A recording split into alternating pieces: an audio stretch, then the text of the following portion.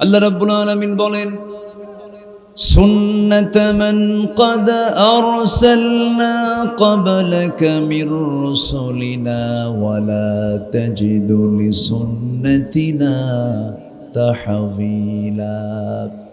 আকিমিস সালাতা লিদুলুকিশ শামসি ইলা গাসাকিল লাইল ওয়া কুরআনাল ফাজর ইন্না কুরআনাল ফাজরি কানা মাশহুদা। জোরে বলুন আল্লাহু আকবার। আমার বন্ধুগণ, নবীর সুন্নাহ, নবীর আদর্শকে যারা কলঙ্কিত করেছে তাদের পরিণাম কি হতে পারে কোরআন সুস্পষ্ট জানান দিয়েছে বহু জায়গায়।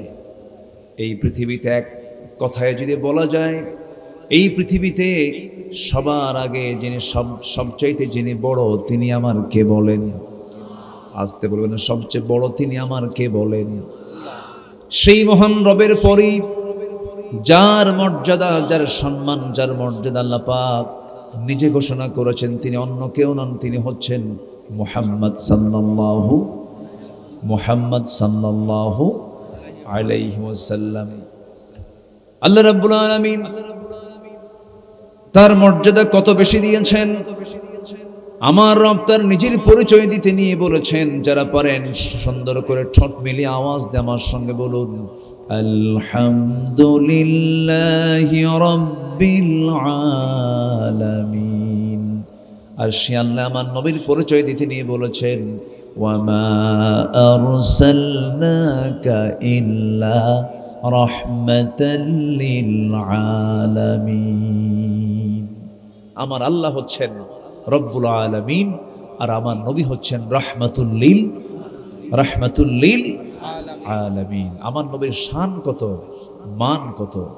নবীজি নামাজ শুরু হয়ে গেছে, রাসূল নামাজ পড়ছেন। তিনি প্রথম নামাজ পড়েছেন কিবলা হারামের দিকে না আকসার দিকে? বলেন কোন দিকে? আকসার দিকে। প্রথম কিবলা হলো হারাম না আকসা? কাবা না আকসা? আকসা, মসজিদুল আকসার দিকে আমার নবীজি নামাজ শুরু করলেন। আল্লাহ পাক মসজিদে কিবলাতাইন আমাকে দেখার তৌফিক দিয়েছেন। মসজিদে কিবলাতাইন মানে হলো দুই কিবলাওয়ালা মসজিদ। আমার নবীজি সে জায়গায় দাঁড়িয়ে দাঁড়িয়ে যখন নামাজ পড়ছিলেন, প্রথম দুই রাকাত তিনি মসজিদ আকসার দিকেই নামাজ পড়লেন। কিন্তু নামাজের মধ্যেই তার মনে হয়ে গেল, হারে আমার কিবলা যদি কাবা হতো কতই না ভালো হতো। আল্লাহ বলছেন, আমার হাবিব, আমি তো বুঝতেছি আপনার মনের খবরটা কি। আপনি নামাজ পড়ছেন আকসার দিকে, আপনার মন পড়ে আছে হারামের দিকে, কাবার দিকে। আর দেরি নয়, বাকি দুই রাকাত নামাজটা আপনি কাবার দিকে আদায় করে নেন। ফাওয়াল্লি ওয়াজহাকা শাতরাল মসজিদিল হারাম। জোরে বলুন আল্লাহু আকবার। যার মনের চাওয়াকে আল্লাহ পাক কবুল করে নেন, সেই নবীর শান কত, মান কত, মর্যাদা কত। আমার বন্ধুগণ, সেই নবীর সুন্নতের প্রতি সাহাবায়ে কেরামের এত দরদ ছিল, এত সম্মান ছিল, এত শ্রদ্ধার চোখে নবীর সুন্নতকে তারা গ্রহণ করেছেন। নবীর প্রতি তারা মুহাব্বত রেখেছেন, এত গুরুত্ব দিয়েছেন। আমার নবীজি 100 লক্ষ সাহাবীর মাঝে যখন ওই আয়াতের যখন পুনরাবৃত্তি করলেন, ওহিটা নাযিল হলো, আল ইয়াউমা আকমালতু লাকুম দীনাকুম ওয়া আতমামতু আলাইকুম নি'মাতি ওয়া রাদিতু লাকুমুল ইসলাম দীনা। এই আয়াত যখন নাযিল হয়ে গেল, লক্ষাধিক সাহাবীর ভিতরে আনন্দের স্ফুরণ দেখা গেল। সব সাহাবী আনন্দে আত্মহারা হয়ে গেছে। আল্লাহ আমাদের প্রতি রাজি হয়েছেন, দিনটা পরিপূর্ণ হয়ে গেছে। সব আনন্দে পাগলের মতো হয়ে গেছেন, সব আত্মহারা হয়ে গেছেন। সবার চোখে মুখে আনন্দের ছাপ প্রকাশ পাচ্ছে। কিন্তু আমার নবীজি লক্ষ্য করে দেখেন, সবাই আনন্দে উল্লাস করছে, কিন্তু আমার বাল্যদিনের বন্ধু, আমার খুব কাছের বন্ধু, হিজরতের বন্ধু, দুঃসময়ের বন্ধু, সুসময়ের বন্ধু, আমার বন্ধু বড় আবু বকর তো নাই, আমার আবু বকর কোথায় গেল? আমার রাসূল বলছেন, সাহাবীরা তোমরা সবে আনন্দ করছো, উল্লাস করছো, আমার আবু বকরটা কেউ তাকে খুঁজে পায় না। ওই লোকগুলোর আড়ালেই তিনি চলে গেছেন, একাকি এক জায়গায় তিনি বসে বসে ডুকরে ডুকরে কাঁদতেছেন। সবাই মিলে বলল, আবু বকর, রাসূল তোমাকে ডাকতেছেন, তুমি কেন কান্নাকাটি করো? আজকে এমন একটা আয়াত নাযিল হয়ে গেছে, এই আয়াত নাযিলের পরে তো কান্নার কোনো প্রশ্নই আসে না। আমাদের প্রতি আল্লাহ সন্তুষ্ট হয়েছেন, দিনটা পরিপূর্ণ হয়ে গেছে। ওয়া আকমামতু আলাইকুম নি'মাতি ওয়া রাদিতু লাকুমুল ইসলাম দীনা। আপনি কেন মন খারাপ করে বসে আছেন? কি হয়েছে? আপনার চোখে পানি কেন? সঙ্গে সঙ্গে সাইয়েদনা আবু বকর সিদ্দিক রাদিয়াল্লাহু তাআলা আনহু চোখের পানি ফেলতে ফেলতে বলছেন, ভাইরা, হয়তো তোমরা আনন্দ উল্লাস করছো, তোমাদের আনন্দ হয়েছে, ভালো কথা, আল্লাহ রাজি হয়েছেন, এটাও ভালো কথা, কিন্তু দিন তো পরিপূর্ণ হয়ে গেছে, দিনের পরিপূর্ণতা চলে এসেছে। আমার বিশ্বাস আমার রাসূল আর পৃথিবীর বুকে বেশি দিন বাঁচবেন না। রাসূল দুনিয়া থেকে বিদায় নেবেন, নবীজির বিদায় আমি রাসূল চোখের সামনে কত দেখেছি। আমি রাসূল কি কত মোহাব্বত করেছি, কত রাত কাটিয়েছি, কত দিন কাটিয়েছি, কিন্তু রাসূল শূন্য দুনিয়ার বুকে আবু বকর থাকবে কেমনে, এই চিন্তায় আমি চোখের পানি ফেলতেছি। দেখেন, একই আয়াত সব সাহাবী বুঝলো একরকম, এই সাহাবী বুঝলেন আরেক রকম বুঝলেন। আয়াতের ব্যাখ্যা সবাই কিন্তু একরকম বোঝে না। কিন্তু এখানে যে বিষয়টা আমি বলতে চাচ্ছিলাম, নবীর প্রতি শ্রদ্ধাবোধ থাকলে, নবীর প্রতি সম্মান যদি থাকে, সেই তো সুন্নতকে মানতে পারে। নবীর প্রতি শ্রদ্ধা সম্মান না থাকা পর্যন্ত ওই ব্যক্তির মধ্যে কোনোদিন নবীর সুন্নাতকে সে কখনো মানতে পারে না। আগে সম্মান শ্রদ্ধা বোধ থাকলে তো সুন্নতকে মানা যায়, সম্মান শ্রদ্ধা না থাকলে কি সুন্নতকে মানা যায় নাকি? মানা যায় না। আল্লাহ রাব্বুল আলামিন আবুল আহাবকে দাঁড় করিয়েছেন। নবীর সুন্নতকে মানলে কি হতে পারে? আবুল আহাবের দিকে তাকায় দেখো, সুন্নতকে না মানলি তাকায় দেখো আবু জেহেলের দিকে। আবু জেহেল এত বড় নেতা ছিল, এত বড় মেধাবী ছিল, আল্লাহ তাকে এত পরিমাণ জ্ঞান দান করেছিলেন, উটের পায়খানা দেখে বলতে পারতো এটা কোন গোত্রের উট। উটের পায়খানা দেখে, উটের পায়খানা দেখে বলতো যে এটা কোন গোত্রের উট হতে পারে। মানুষের পদচিহ্ন দেখে বলতে পারতো এটা কোন গোত্রের পদচিহ্ন, কোন গোত্রের লোকদের পদচিহ্ন। আবু জাহেল যেদিন বদর প্রান্তর আবু জাহেল তার 1000 সৈন্য নিয়ে বদর প্রান্তর হাজির হলো, সেই দিন আমার নবীজির নেতৃত্বে ছিল হলো 313 জন, আর ওরা হলো কতজন?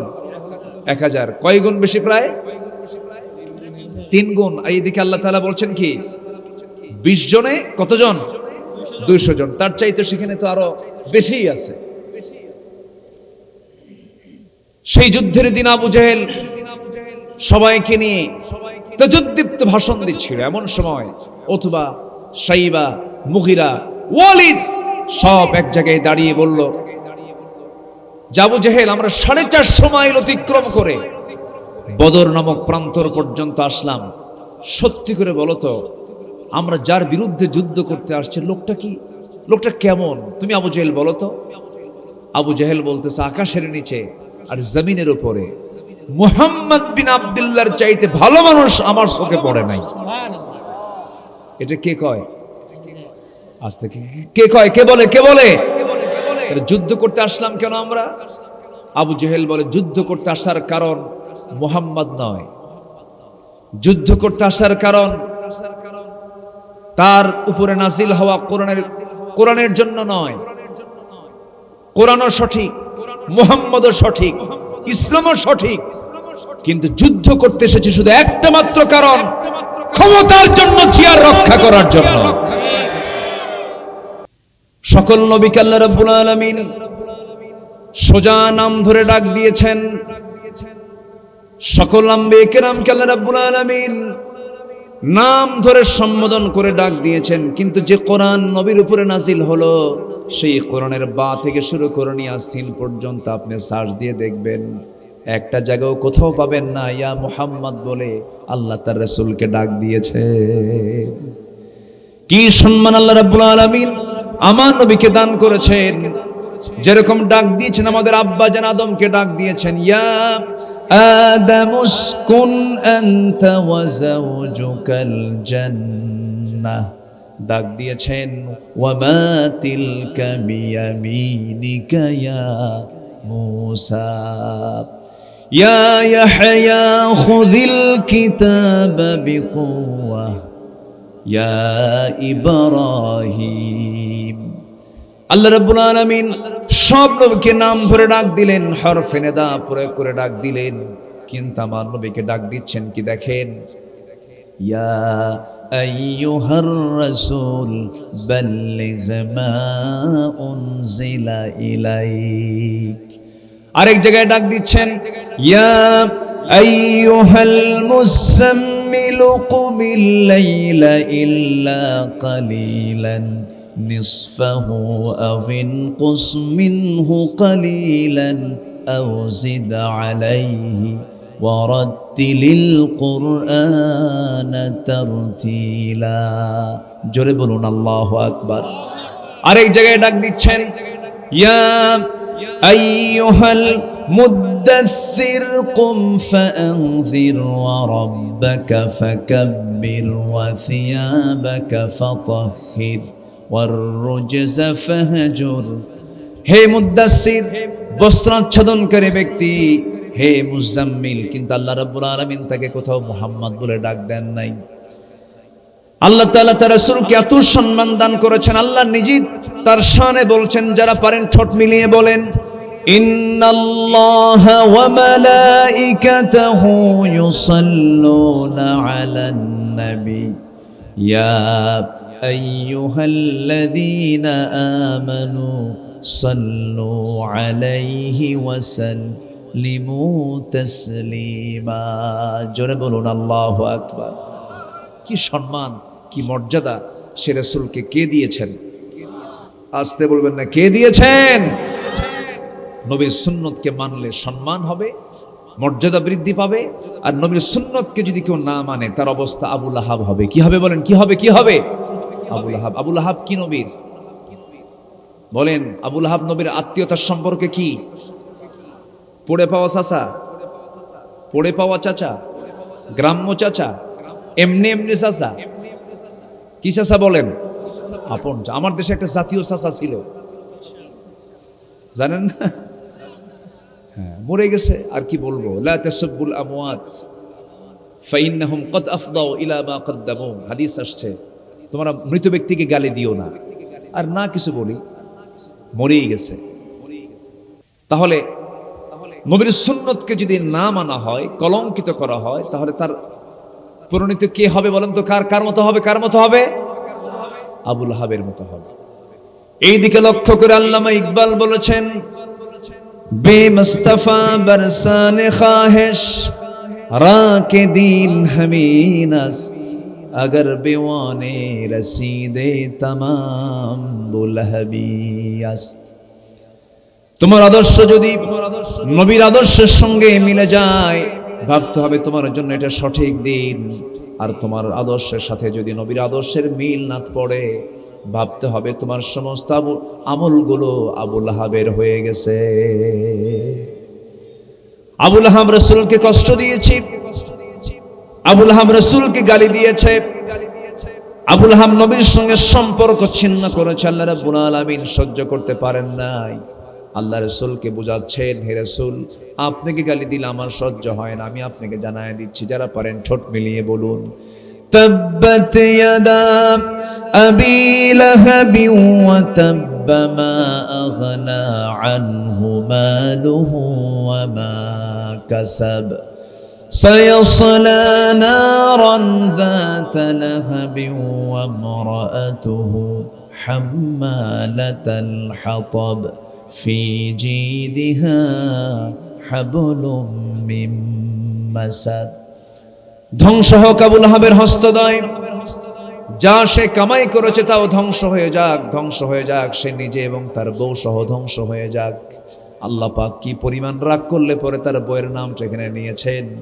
আবু লাহাব রাসূলকে কষ্ট দিয়েছে, তার বউটাও কষ্ট দিয়েছে। আজকের যুগেও যারা নবীর সুন্নতকে যারা না মানবে, নবীর আদর্শকে লালন না করে যারা নবীর বিরুদ্ধে যারা অবস্থান নেবে, তাদের অবস্থানটা আবু লাহাবের মতোই হবে, উতবা সাইবার মতোই হবে, আবু জেহেলদের মতোই হবে। আবু জেহেল শুধুমাত্র একটা কারণে তার আজকে গোটা পৃথিবীতে কলঙ্কিত একটা নাম। আবু জেহেল মারা গেছে ১৫০০ বছর আগে, সেই সময় সে আবু জেহেল ছিল মক্কার সিটি মেয়র। ইসলামকে না মানার জন্য এই হিরো হয়ে গেছে জিরো। আজকে তার জায়গায় গড়ে উঠেছে আন্তর্জাতিক পায়খানা। আন্তর্জাতিক কি পায়খানা? আন্তর্জাতিক ইন্টারন্যাশনাল টয়লেট। ফার্স্ট আমি হজে যাই হলো ২০০৯ সালে। তো ২০০৯ সালে আমি যখন হজে যাই, ওই সময় এক পাকিস্তানি, আমি ওই টয়লেটটা আবার হারামের সাথী বলা চলে।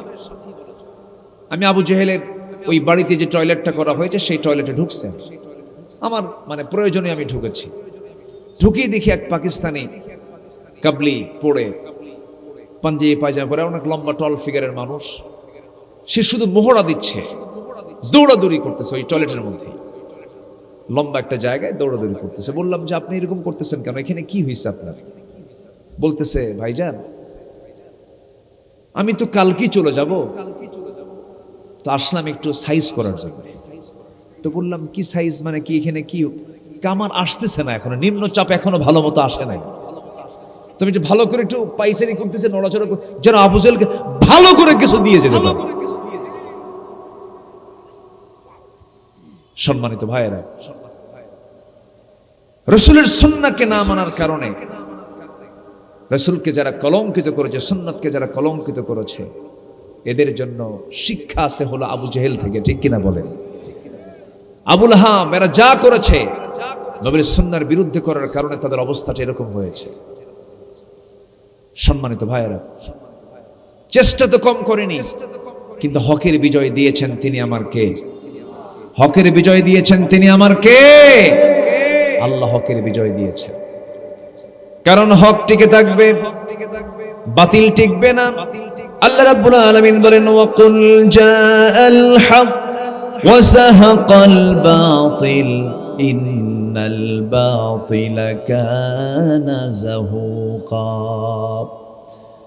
সত্যই টিকে যাবে, মিথ্যা কখনো টিকতে পারে না। মিথ্যা সাময়িকের জন্য বিজয় হতে পারে। যারা রাসূলের সুন্নাতকে, রাসূলের পদ্ধতিকে যারা যোগে যোগে কলঙ্কিত করতে চেয়েছে, তাদের অবস্থা বড় শোচনীয় হয়েছে। ফিরআউনরা টিকতে পারে নাই, নমরুদরা টিকতে পারে নাই।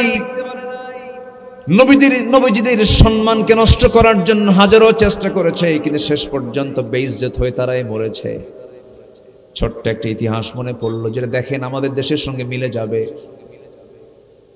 এই ফিরআউন মূসা আলাইহিস সালাতু ওয়াস সালামকে নাস্তানাবুদ করার জন্য হাজারো চেষ্টা করেছে, কিন্তু পারে নাই। মূসা আলাইহিস সালাতু ওয়াস সালামের চরিত্র নষ্ট করার, তার চরিত্রে সমাজের ভিতরে মানুষের মাঝে কলঙ্কিত করার জন্য, চরিত্রে যখন কালিমা লেপন করতে চাইল, হঠাৎ করে একটা কল্পিত কাহিনী রচনা করে বলে ফেললো। ফেরাউন একদিন হঠাৎ করে বলে ফেললো, জাতীয়ভাবে গোটা দেশবাসীকে জানায় দিল, তোমরা কি জানো মূসা কেমন করে আল্লাহর নবী হয়? মূসার তো সমস্যা, মূসার কি সমস্যা? হঠাৎ করে ফেরাউন কল্পিত নাটক তৈরি করে বলে ফেললো, একজন নবী তেমনটা হতে পারে না, কি সমস্যা বলো? মূসার এক শিরা বেরাম। এই এলাকায় কি বলে এটা? এক শিরা বলে নাকি? এক শিরা, বুঝতেছেন কি আপনারা? অর্থাৎ এটা এমন একটা রোগ, অর্থাৎ যেটা একটা ছোট একটা বড়, এই জাতীয় রোগী কিন্তু এখনো আছে, আছে না নাই? আচ্ছা, এটা একটা রোগ। কিন্তু তো যখন এই কথা বলে ফেললো যে মূসা কেমন করে আল্লাহর নবী হয়, তার তো এক শিরা ব্যারাম আছে, এক শিরা অসুখ আছে, সে কেমন করে আল্লাহর নবী হয়? এই কথা যখন আল্লাহর পয়গম্বর মূসার কানে যখন চলে গেছে, বলেন তো এই নবী কি নরম নবী না গরম নবী? বলেন তো মেজাজ কি নিম্নমুখী না ঊর্ধ্বমুখী? খুব চরম একদম হাই ক্লাসের মেজাজি মানুষ মুসা আলাইহিস সালাতু ওয়াস সালাম। ওনার কানে যখন এই নিউজটা চলে গেছে, তিনি এখন আল্লাহকে বলছেন, আল্লাহ শোনো, আমার তো সবকিছুই ঠিক আছে, আমার তো অস্ত্রপাতি কোনো সমস্যা নেই। আব্দুল খালেক মন্ডল সাহেবের নামে ধর্ষণের মামলা দেওয়া হয়েছে। জানেন আপনারা? জানেন না? আপনারা জানেন না? বাড়ি পোড়ানোর মামলা দেওয়া হয়েছে। আল্লামা সাইদির মতো মানুষকে খুনের মামলা দেওয়া হয়েছে। আজকে তার ফলাফল কে দিয়েছেন? আসতে বলবেন না, কে দিয়েছেন?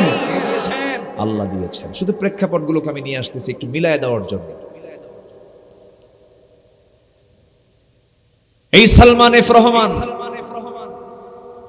শেয়ার বাজার, হলমার্ক, ব্যাংক হরে লুট, এই দেশের জাতীয় সম্পদগুলো হরে লুটের মূল হোতা হলো এই সালমান এফ রহমান। কত মানুষকে পথের ফকির বানিয়ে ছেড়েছে, কিন্তু তার সুরত দেখে মনে হয় জিব্রাইল ফেল। মাথা থেকে পা পর্যন্ত দেখলে মনে হয় কোথাও কোনো কালো নাই।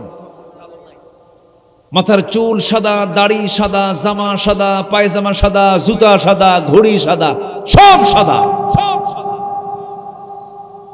যখন সে রাস্তায় হাঁটে, মানুষটাও সাদা, আল্লাহ সুন্দর সুরত দিয়ে পাঠাইছে। রাস্তায় যখন হাঁটে মনে হয় কেবলই জিব্রাইল আকাশ থেকে নাজিল হয়েছে। সম্মানিত ভাইয়েরা, শেষ পর্যন্ত পালানোর চেষ্টা করেছে, পারে নাই।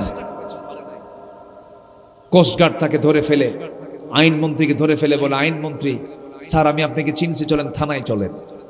আইনমন্ত্রী বলে তুমি আমাকে তো চিনছো, ওই যে আরেকজন আছে ওরেও নিয়ে আসো। আমি কি একা যাবো নাকি? চিন্তা করেন, ইমানদারদের চিন্তা কি জানেন? আমি একা কষ্ট পেতে চাই, আমার আরেক ভাই কষ্ট না পড়ুক, ঠিক কিনা? যা হবে আমার উপর দিয়ে হয়ে যাক, আমার ভাইটা বেঁচে যাক। ইয়ার মুখের যুদ্ধে এক সাহাবী তৃষ্ণার জন্য ছটফট করতেছে, পানি দাও, পানি দাও। পানি নিয়ে হাজির হয়ে গেছে সেবক। আরেকজন বলছে আমার পানি দরকার, আরেকজন বলছে আমার পানি দরকার। নিজের পানি তিনি ছেড়ে দিলেন, ছেড়ে দিয়ে বলছেন ও সেবক, পানির গ্লাসটা নিয়ে দ্বিতীয় ভাইজানের কাছে চলে যাও, সে আমার চাইতে বেশি তৃষ্ণার্ত। দ্বিতীয় জন বলে তৃতীয় জনের কাছে চলে যাও, তৃতীয় জন বলে চতুর্থ জনের কাছে চলে যাও, চতুর্থ জন বলে পঞ্চম জনের কাছে চলে যাও, পঞ্চম জন বলে ষষ্ঠ জনের কাছে চলে যাও। ষষ্ঠ জন এবার বলে ফেললো ভাই রে, আমার চাইতে প্রথম জনের কাছে চলে যাও, সে বেশি তৃষ্ণার্ত।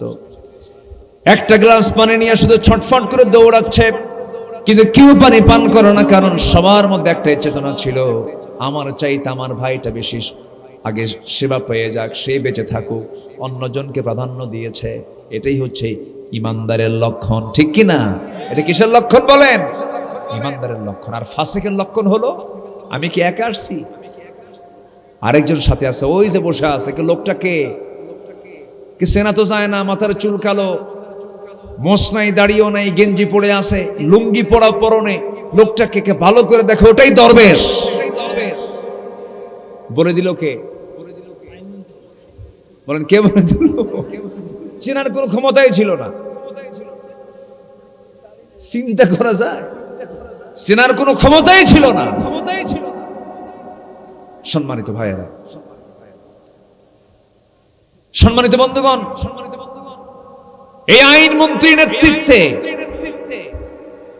এই বদমাইশদের নেতৃত্বে অনেক আলেমের জীবন চলে গেছে, ঠিক কিনা? তাদের ষড়যন্ত্রের বলি হয়েছেন আব্দুল খালেক মন্ডলদের মতো মানুষ, শহীদ নিজামী, আলী হাসান মুজাহিদের মতো মানুষ।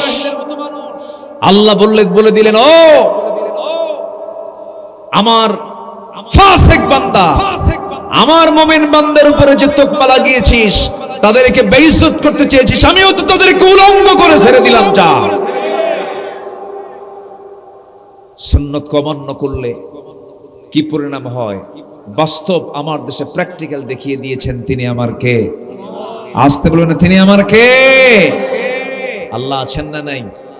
খুব দূরে, খুব কাছে। ওয়ানাহনু আকরাবু ইলাইহি মিন হাবলিল করিব, খুব কাছে আমার, আল্লাহ সব দেখেন। আল্লাহকে ফাঁকি দেওয়ার কোনো সুযোগ নাই, আল্লাহকে দূরে রাখার কোনো সুযোগ নাই। আল্লাহ বলছেন, বান্দারে আমি তোর স্কন্দ শিরার চেয়েও নিকটে থেকে যাই। দিনের আলোতে কি করিস, রাতের আধারে কি করিস, সব খবর আমার কাছে জানাস। একজন পয়গম্বরের কথা বলছিলাম, মুসা আলাইহিস সালাতু ওয়াস সালাম, মনে আছে তো নাকি সবার? এই মুসা আলাইহিস সালাতু ওয়াস সালামকে যখন এই জাতীয় কলঙ্কিত করার জন্য যখন তার দেহের একটা ত্রুটির কথা যখন জাতীয়ভাবে বলে ফেলল, আল্লাহ রাব্বুল আলামিন বলছেন, মুসা চিন্তা করো না, ফয়সালা করে দেব। মুসা আলাইহিস সালাতু ওয়াস সালাম একদিন তাফসীরে এসেছে, সহিহ riwayat এটা, গোসল করার জন্য তিনি ঘাটে নামলেন, পুষ্করিণীতে নামলেন, পানিতে নামলেন। কিন্তু সেই সময়ের কালচার ছিল, সেই সময় তার কাছে দ্বিতীয় কোনো লুঙ্গি ছিল না, একটা লুঙ্গি তার পরনে ছিল। তিনি যে লুঙ্গিটা খুলে আরেকটা লুঙ্গি পরবেন এমন কোনো কাপড় তার কাছে ছিল না। হালাতের কারণে, পরিবেশের কারণে করলেন কি, লুঙ্গিটা তিনি নিজের পরনের লুঙ্গিটাই তিনি রাখলেন, একটা পাথরের উপরে রাখলেন। পাথরের উপরে রেখে গোসল করার জন্য পানিতে নামলেন, গোসলটা হয়ে গেছে, ওই লুঙ্গিটাই তিনি আবার পরবেন। আস্তে করে পানি থেকে উঠে এসে লুঙ্গিটা তিনি পরনে পরে নেবেন। কিন্তু আল্লাহ রাব্বুল আলামিন এই টাইমের মধ্যে পাথরকে অর্ডার দিলেন, পাথর লুঙ্গি নিয়ে দৌড় মার, লুঙ্গি নিয়ে দৌড় মার। আমার ভাষা কি বুঝতেছেন আপনারা? লুঙ্গি নিয়ে দৌড় মার। বলেন তো, আমার সচরাচর পাথর কি নড়াচড়া করে? আস্তে, পাথর কি নড়াচড়া করে? মাটি কি নড়াচড়া করে? আমরা কি আস্তে কয়? মাটি না আমরা আস্তে কয়। আমরা কি বলেন? কে কিছু নড়াচড়া করে না? তাহলে এই মাটি যদি আল্লাহ পাক নড়াচড়া করাতে পারেন, সেই মাটির মালিক তিনি কি লোহাকে নড়াচড়া করতে পারেন না? পাথরকে নড়াচড়া পারেন না? আল্লাহ পাক পাথরকে অর্ডার দিলেন, পাথর এই মুহূর্তে তুই লুঙ্গি নিয়ে দৌড় মার। পাথর তো আল্লাহর অর্ডার নিয়েছে, লুঙ্গি নিয়ে পাথরটা যখন দৌড় মারা শুরু করে দিল, মুসা আলাইহিস সালাতু ওয়াস সালাম তিনি সম্পূর্ণ উলঙ্গ। আল্লাহ পাক তার সেন্স থেকে এটা আউট করে দিয়েছেন, তিনি যে উলঙ্গ হয়েছেন তার মনেই নাই। পিছে পিছে তিনিও দৌড়াচ্ছেন, ওইদিকে পাথরটাও লুঙ্গি নিয়ে দৌড়াচ্ছে। কিন্তু পাথরের সঙ্গে মুসা আলাইহিস সালাম পারতেছেন না, পাথর আরো জোরে দৌড়ায়, তিনিও দৌড়ান, হাতে একটা লাঠি আছে, বলতেছেন থাম, তোরে সাইজ করব। এইদিকে লাঠি, হাতের মধ্যে হাঁকাতে হাঁকাতে রওনা দিয়েছেন তিনি। ওইদিকে পাথরটা তার লুঙ্গিটা বহন করে দৌড় মারতে মারতে গিয়ে এমন জায়গায় গিয়ে থেমে গেল, সোজা চলে গেছে ফেরাউনের রাজপ্রাসাদে। ফেরাউন করেছে কি, সেই সময় সমস্ত মন্ত্রী পরিষদ বর্গদেরকে নিয়ে গুরুত্বপূর্ণ সেন্ট্রাল মিটিং এ বসে গেছে, সেন্ট্রাল একটা পরামর্শ বসে গেছে। সেই বৈঠকে বসে যখন সে কথা বলছিল, এই সময় ওই পাথরটা আল্লাহর পয়গম্বর মুসার লুঙ্গিটার সঙ্গে করে নিয়ে এই পর্যন্ত যখন চলে আসে, মুসাও তার পিছে পিছে আসেন। তার চিন্তা একটাই, লুঙ্গিটা তিনি কেমন করে হাতে তাড়াতাড়ি নেবেন, তিনি তার সতরটা ঢাকবেন। তিনি যখন কাছাকাছি চলে গেলেন, লুঙ্গিও হাতে দিয়েছেন, লুঙ্গি হাতে নিয়েছেন, কিন্তু এইদিকে তিনি যে উলঙ্গ সম্পূর্ণ। ফেরাউন তার সম্পূর্ণ দৃশ্যটা দেখে এবার বলল, এতদিন আমি যা কিছু বলেছি ভুল বলেছি। আল্লাহ বলছেন, ফেরাউন তুই আমার মুসাকে তুই কলঙ্কিত করতে চাইলি, আমি আমার মুসার সব কিছু খুল আমি তোকে দেখায় দিলাম, আমার মুসার সব কিছু ঠিক আছে, সব কিছু ঠিক আছে। আল্লাহ কি দেখায় দেন? আমার দেশে কি দেখায় দিয়েছেন? দেখায় দিয়েছেন কিনা বলেন? দেখায় দিয়েছেন। যে রাজাকার শব্দটা ছিল হলো ব্যান্ড শব্দ, এই শব্দ উচ্চারণ করলে আসামি মনে করা হতো। সেই রাজাকার শব্দ আমার সন্তানরা স্লোগান দিয়ে রাজপথ কাঁপিয়েছে, ঠিক কিনা? আমি কে, তুমি কে? চিন্তা করেন, আল্লাহ কি পারেন না? আল্লাহ সব পারেন। এজন্য নবীর কোন সুন্নতকে যদি কেউ বেইজ্জত করতে চায়, নবীর সুন্নতকে যদি কেউ কলঙ্কিত করতে চায়, আমরাও তার বিরুদ্ধে সোচ্চার হয়ে দাঁড়িয়ে যাব। সবাই রাজি আছেন তো? আমার নবীজি রাষ্ট্রপতি ছিলেন, রাষ্ট্র চালিয়েছেন। আমার নবীজি ইমামতি করেছেন, তিনি মসজিদ চালিয়েছেন। আমার নবীজি বিচার করেছেন, তিনি আদালত চালিয়েছেন। রাসূল যেমন এক ব্যক্তি হয়ে রাষ্ট্র চালিয়েছেন, মসজিদ চালিয়েছেন, আদালত চালিয়েছেন। এমন নবীর মতো নেতৃত্ব আমরা বাংলার জমিনে কায়েম করতে চাই। আমরা ইমাম দেখতে চাই, বাইতুল মুকাররমের যিনি খুতবা দিবেন তিনি বঙ্গভবনের বাসিন্দা হবেন। আমরা এমন ইমাম দেখতে চাই। রাজি আছেন না সবাই ইনশাআল্লাহ? 54 বছর এদেশের মসজিদে যারা বসেছিলেন, কেউ নামাজের মতো বিল, গুরুত্বপূর্ণ একটা বিল কেউ টানার সাহস পাননি। তারা আইন পাশ করেছেন, হলো কিসের আইন পাশ করেছেন? মদের আইন পাশ করেছেন। এই খুলনা ডিভিশনে মদের ফ্যাক্টরি আছে, কিন্তু জানেন আপনারা? এই খুলনা বিভাগে কিন্তু একটা মদের দোকান, কি বলে, মদের ফ্যাক্টরি আছে চুয়াডাঙ্গার দর্শনায়। যশোর আছে নাকি?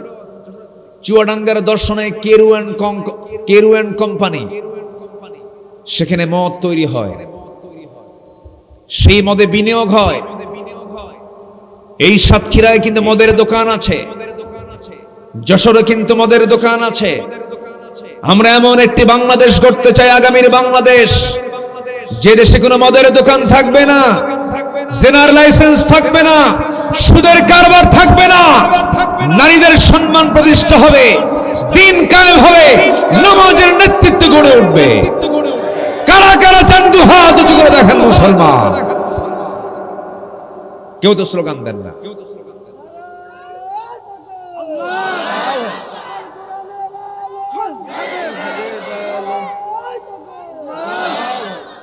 আল্লাহ কবুল করুন, জোরে বলি আমিন। আরো জোরে আল্লাহুম্মা আমিন। সম্মানিত ভাইয়েরা, নবীর সুন্নতকে মানলে আমরা জান্নাত যাব না জাহান্নামে যাব? বলেন বলেন বলেন বলেন বলেন। আর সুন্নতকে যদি না মানি, সুন্নত কাকে বলে? দাড়ি রাখা নাকি? বলেন বলেন বলেন বলেন।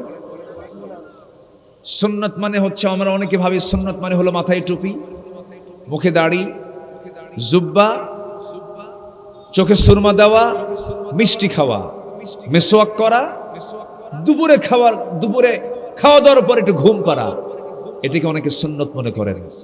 সুন্নত শুধু এগুলো না। হ্যাঁ, আমার নবীজির ব্যবহারিক সুন্নত, এটা অবশ্যই, এটা আমরা মানব। কিন্তু নবীজির মেসওয়াক করার সুন্নত আর উহুদের ময়দানে দান্দান মোবারক শহীদ হওয়ার সুন্নত একরকম, এক সমান? এক সমান নয়। সহজ সুন্নতকে মানব, কঠিন সুন্নতকে মানব না, এটা নবীর অনুসরণ নয়। নবীর অনুসরণ হতে হবে এক জায়গায় না সব জায়গায়? আসতে বলবেন না, এক জায়গায় না সব জায়গায়? আমি যেখান থেকে তেলাওয়াত করেছি, সেই তেলাওয়াতকে তো আয়াত আল্লাহ রাব্বুল আলামিন রাসূলকে শাহিদ বলেছেন, মুবাশশির বলেছেন, নাযীর বলেছেন, দাঈ বলেছেন। সেই নবীজির জীবন থেকে আমরা মোটামুটি 15টা অনুকরণীয় আদর্শ আমরা আজকে শুনে যাব এক কথায়। অনেক রাত হয়েছে তো, আমি আর 10 থেকে 15 মিনিট সময় চাচ্ছি। আমি কিন্তু শুরুতেই সবাইকে বলেছিলাম, আমাদের শেষ কাজ কি হবে বলেন তো? দোয়া। দোয়া না করে কেউ যাবেন? আমরা একসঙ্গে দোয়া করে এখান থেকে বিদায় নেব, কেউ আমরা না নড়ি। 15টা অনুকরণীয় অনুসরণীয় আদর্শ। এর মধ্যে 1 নাম্বার হচ্ছে, আমরা দাওয়াত দেব মানুষকে। কার পথে? আসতে বলবেন না, কার পথে? কিসের দিকে দাওয়াত? কার দিকে দাওয়াত? দুনিয়ার কোন আইনের দিকে দাওয়াত দেব না। এই দেশে আল্লাহর আইন চাই এমন দলও আছে, আবার মানুষের আইন চাই এমন দলও আছে না নাই? আচ্ছা, আমরা কার আইন চাবো?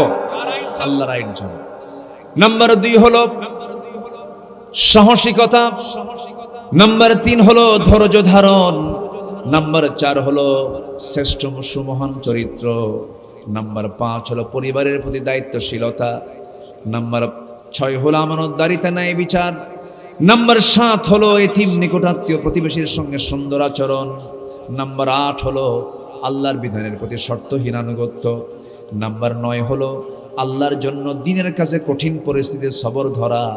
নাম্বার 10 হলো ইমানের পথে অবিচল থাকা। হাজারো বিপদ আসুক, ইমানের উপরে টিকে থাকতে হবে। তার জন্য একটি বাস্তব প্রমাণ, একটি প্র্যাকটিক্যাল প্রমাণ ছিল এই জামানার যারা ওমরের নেতৃত্ব দিয়েছেন, আবু বকরের নেতৃত্ব দিয়েছেন একজন অন্যতম একজন বাস্তব প্রমাণ হচ্ছেন আপনার প্রতিবেশী আব্দুল খালেক মন্ডল। কি ঠিক কিনা বলেন? কি ত্যাগ তাদের, কি কুরবানি তাদের। শুধু যদি বলতেন আমি দল করব না, আমি দল ছেড়ে দিলাম, আমি দলকে প্রত্যাখ্যান করলাম, জেল খাটা লাগতো না। কিন্তু ঈমানের পথে কি ছিলেন? অবিচল ছিলেন, অটল ছিলেন। এটাই হচ্ছে সবচাইতে রাসূলের অনুসরণীয়, নবীজির অনুসরণীয় যতগুলো দিক আছে এর মধ্যে অন্যতম একটি গুরুত্বপূর্ণ একটি অনুসরণীয় দিক। নাম্বার 11 হলো আল্লাহর প্রতি তাওয়াক্কুল করা। জীবনের সকল জায়গায় তাওয়াক্কুল করব কার উপরে? আসতে বলবেন না, কার উপরে? নাম্বার 12 হলো কাজে কর্মে একা সিদ্ধান্ত না নিয়ে পরামর্শ করা। আমার নবীজির সারা জীবনের এগুলো ছিল হলো আদর্শ। রাসূল একা তো করতে পারতেন, কিন্তু রাসূলকে একা করেছেন না সাহাবায়ে কেরামকে নিয়ে করেছেন? সাহাবায়ে কেরামকে নিয়ে করেছেন। ওয়া আমরুহুম শুরা বাইনাহুম ওয়া শাবিরহুম ফিল আমরি ফাইদা আযামতা ফাতাওয়াক্কাল আলাল্লাহ। নাম্বার 13 হলো বিনম্র স্বভাব এবং ক্ষমাশীলতা। নাম্বার 14 হলো কুফরের প্রতি চরম কঠোরতা। নাম্বার 15 হলো মুমিনের প্রতি রহম দিলওয়ালা। এই 15টা নবীজির অনুকরণীয় আদর্শ আমরা আমাদের জীবনে বাস্তবায়ন করব, সেই তৌফিক কামনা করে আমি আমার কথা আর বাড়াতে চাচ্ছি না। অনেক রাত হয়েছে, অনেক রাত, কিন্তু অনেক দূর থেকে মাহফিল আসছেন। 15 কিলো, 20 কিলো, 25-30 কিলোমিটার দূর থেকেও, শ্যামনগর থেকেও কিছু লোক আসছে। তারপরে পার্শ্ববর্তী কলারোয়া থেকে বিভিন্ন জায়গা থেকে লোকজন আসছেন। অনেক রাত হয়েছে, গাড়ি করে যানবাহনে আসছেন। আল্লাহ যেন সবার বাড়িতে ফিরে যাওয়া পর্যন্ত আল্লাহ যেন সবার জন্য যেন নিরাপদ করে দেন। জোরে বলি আল্লাহুম্মা আমিন। আমি আর কথা না বাড়িয়ে সোজা আমরা সবাই একটু নামাজের মতো করে বসি, নামাজের মতো করে বসি।